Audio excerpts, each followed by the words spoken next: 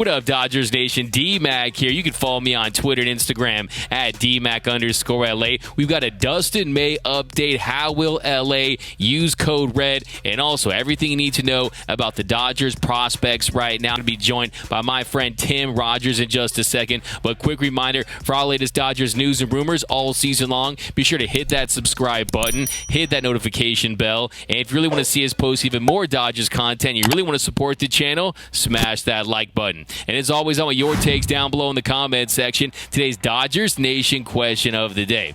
Which is your most untouchable Dodgers prospect right now? Is it Diego Cartaya? Is it Bobby Miller? And over or under 3 All-Star Game appearances for Bobby Miller and Diego Cartaya? And then finally, how big of a factor do you think Dustin May will be for the Dodgers? How do you think they should use Dustin Mania? Let me know down below. And for all the latest Dodgers news, head over to DodgersNation.com.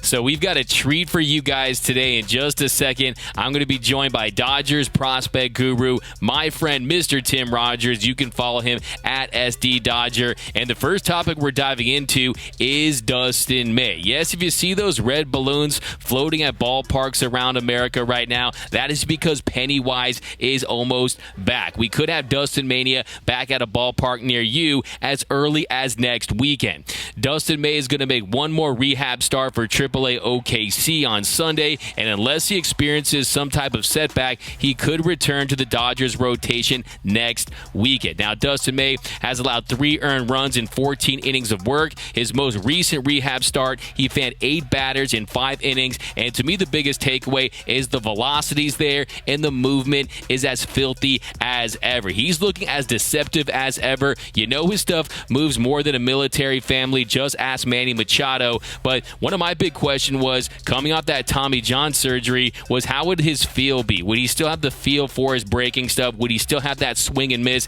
And that was really the big jump for him last season before he went down with the injury. Because in the 2020 season, he had a strikeout rate of 19.6%. Last season, that number jumped to 37.6%, and he looks like he's ready to go and have a major impact on this Dodger team, and he couldn't be coming back at a more perfect time. When you consider the injury to Clayton Kershaw, they trade away Mitch White. Ryan Pepiot, he looked rocky in his last outing. They're still waiting on Walker Buehler to come back. So to get Dustin May back into the fold as soon as possible and for him to get his feet wet at the big league level for the first time since May of last year, it's going to be big. But Tim, the first question I have for you is, how do you think the Dodgers should use Dustin May? We know he's been built up as a starting pitcher. We know that they'd like to get 4 or 5 innings out of him. But how do you envision the Dodgers using code RED? The best way, it would be ideal, of course, to have him start.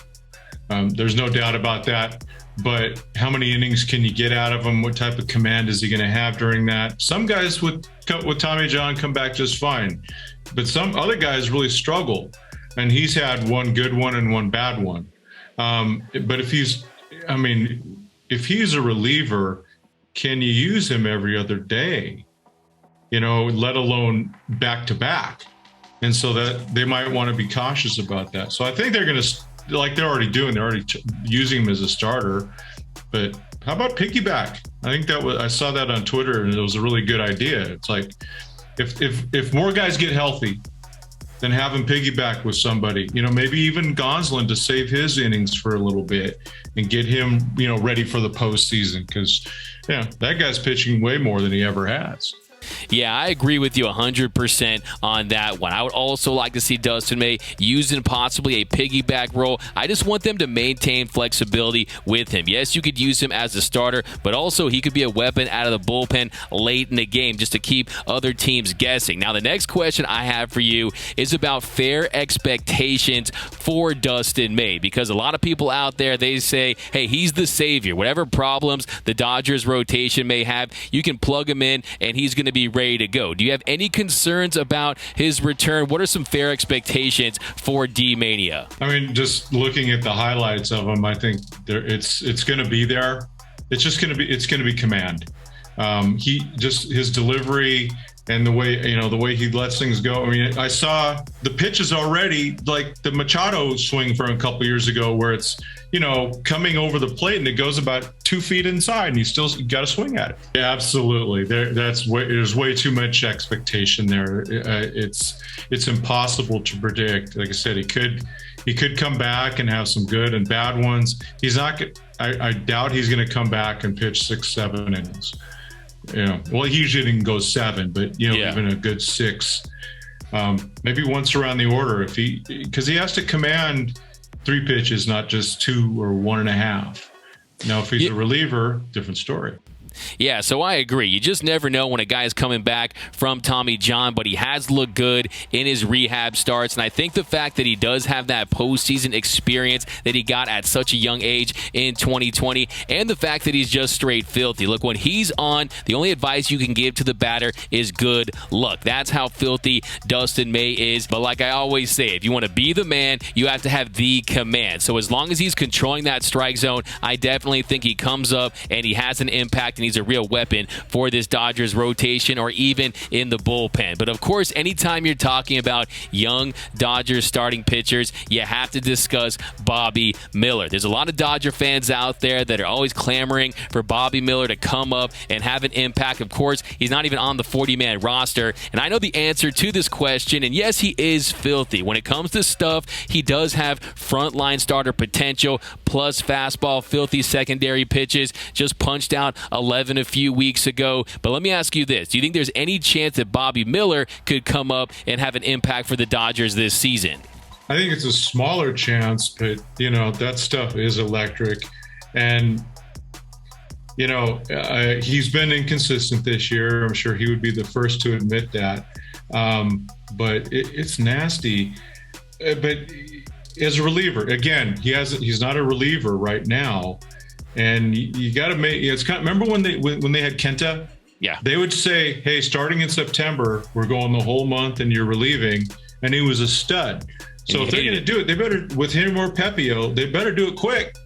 Yeah, I think with Pepio, I was hoping that he would take a nice step forward in his last start against the Twins, but he still had those command issues. Filthy when he commands it, but he's still having issues with control. But Bobby Miller, like I've been saying, let's pump the brakes a little bit on Bobby Miller. The potential is undeniable, don't get me wrong, and I think the big development with him is that slider is getting sharper. You can tell there's a concerted effort for him to continue to develop those secondary pitches, and also the stamina is going up. You see him hit 99 late in games on his 90th plus pitch of his outing. So he's continuing to develop. I saw him at the Futures game. He's got that star power. I know why Dodger fans love him. He's got those fresh Jordan 1s, the way he rocks his cap, the show chain. I'm telling you, it's going to be Bobby's world at some point, but we're not ready for Miller time just quite yet. Now, the other Dodgers superstar prospect I want to talk about is Diego Cartaya. Cartaya has been ranking all season long. He started the season at Rancho, then moved up to Great Lakes.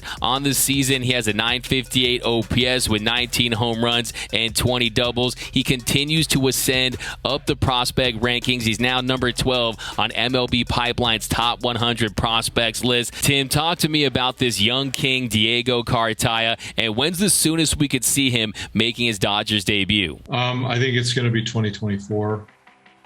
I think, he's still at Great Lakes. He's been healthier this year, which is good. So he could get that late season call up to Tulsa, which if he does, then that might get him at the end of 2023. But yeah, like I said, we got Will Smith. Don't know how long Will's going to last as a catcher or anyone. Like you said, they definitely have a shelf life, and the first thing that goes with them is their offense. Yeah. So, yeah. And I look at it as like, shoot, okay, well, Diego 81 games, Smith 81 games, and I was tweeting with Dustin Nosler of Dodgers Digest, and third base. Remember, Smith used to play third. Yeah, let's just say it's a good problem to have. This franchise, so many great catchers throughout this organization's history. I'm gonna put you on the spot a little bit. Over or under 3 All-Star game appearances for Diego Cartaya? Over. I love it. And let me know down below in the comments, too, how many All-Star Game selections for Diego Cartaya. I love it, though. Let's carry on this elite catcher tradition here with the Dodgers, from Roy Campanella to Steve Yeager to Roseboro to Piazza to Socia to now Will Smith. The list goes on and on. But let's shift gears a little bit and let's talk about some of the risers this season. Who was the biggest riser this season at the minor league level for the Dodgers, Tim? Definitely Gavin Stone. We spoke about him earlier. I mean, the dude's just showing it, and he's rising so fast. I can't wait to see the MLB Pipeline will be releasing their new list soon. He's going to be in the top 10 easy. The improvement is amazing. He started out really well at Rancho last year, and I'm going to spill it now, but last year I was talking with Charlie Huff and I brought up Gavin Stone's name, and he just goes, "Yeah, Gavin Stone." He was really just big smile. He was really enthused about him. But he, when I chatted with Gavin, just, through, Instagram messaging, and just, he's concentrating on more pitch efficiency, and his strikeouts keep going up. So he's having a heck of a year. But Stone, this stuff's there. It's exciting to watch. Just, I saw his first start at Rancho, and now to see him do this, and it's amazing. Yeah, it's been really amazing to watch his ascension as well, especially when you consider last season at Rancho and Great Lakes. He posted a combined 3.76 ERA with a 12.31 WHIP in 22 starts. Not the biggest guy, 6'1", 175 pounds. The Dodgers took him in the 5th round in the 2020 draft, but he's a guy that continues to impress, and he's having really a meteoric rise in this Dodgers farm system. Now, we've talked about some risers. Who are some guys that they're trending in the wrong direction, Tim? Because he probably expected to be in the major leagues this year, I think Andre Jackson, it's been a tough one for him. He did have a really good start last time, but it's almost like they just kind of left him in lurch, and he wasn't included on anything. I like Andre. I believe in his stuff, and but yeah, he's had a tough year, but I still believe that he did have a really good start last time, and hopefully he can continue, get back at it. But yeah, big believer in that guy too. Yeah, I think that's one of the great things about the Dodgers farm system is you can have a bad year, and then they can get to the bottom of it and get you headed in the right direction. Now, I'm glad I can actually ask you this next question, because the Dodgers still have elite prospects because they didn't gut their farm system to trade for Juan Soto. I want to ask you, who are the top 5 most untouchable prospects right now in the Dodgers farm system? And you can rank them from least untouchable to most untouchable. We'll go Pep 5, Bush 4. Oh boy. Oh boy. Miller 3, Vargas 2, Cartaya 1. I'm a Vargas guy.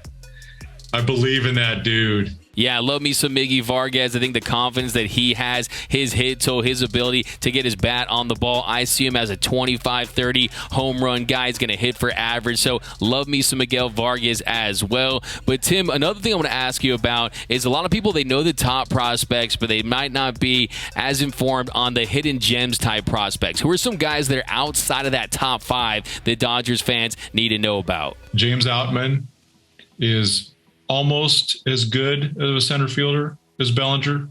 He's as athletic, maybe even more athletic, and there's upside to him. The bat is still coming along. Nick Nastrini, was he 3rd round pick last year? And then Maddox Bruns, the lefty. The guy's 19 years old, and it's good stuff. I don't want to write off guys like Wilman Diaz yet. I know it's been a rough go for him, and he's still having a rough go, but there's a lot there. Another one, Samuel Munoz. He was their top international signing last year. He's crushing it. There's another hitter that I saw.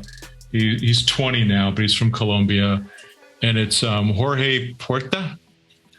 And in the He got moved from the Dominican to Arizona, but he's crushing it this year. It's on the year. He's got a 1.217 OPS. So these are guys that we'll hear about next year, the year after. They deep, man. Yeah, it's unbelievable. The Dodgers farm system is so deep, it makes the Mariana Trench look about as deep as an above-ground pool. The Dodgers farm system is the gift that keeps giving. But Tim, as always, thank you so much for joining us. We appreciate your insight and your expertise, not only on the Dodgers prospects, but on all things Dodger baseball. You can follow Tim at SD Dodger. Go to his website, Dodgers2080.com. Thanks for rocking with us, Tim. Yeah, I always look forward to this, Doug. This is a blast. I mean, I know we could probably go for hours, but let me know down below in the comments section. Give me your over-under for All-Star Game appearances for Bobby Miller and Diego Cartaya. And how do you think the Dodgers should use Dustin May? Do you think the expectations are too high? Let me know down below. My name is DMAC. You can follow me on Twitter and Instagram at DMAC_LA. For all latest Dodgers news and rumors all season long, be sure to hit that subscribe button, hit that notification bell. And if you want to see us post even more Dodgers content, smash that like button.